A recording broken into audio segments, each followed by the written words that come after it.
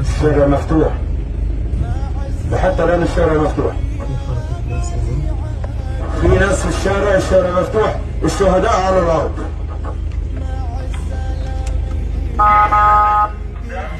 عن ديخي بلاش يكون اشي هنا يا شباب، بلاش الشارع هذا يكون في اشي هنا.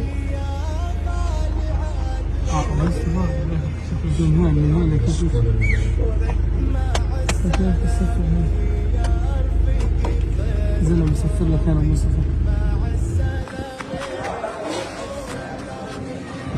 الآن هذه هي المدرسة المحاصرة والتي حوصرت من قبل قوات الاحتلال الإسرائيلي. يتم إخلاء العديد من الإصابات هنا والجرحى كذلك برفقة طواقم الإسعاف.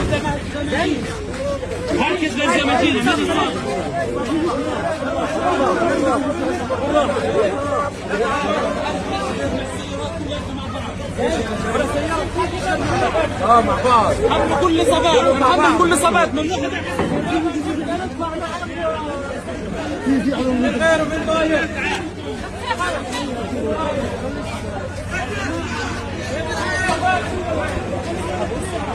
هذه المدرسة المحاصرة وصلنا إليها في هذا الوقت برفقة طواقم الإسعاف.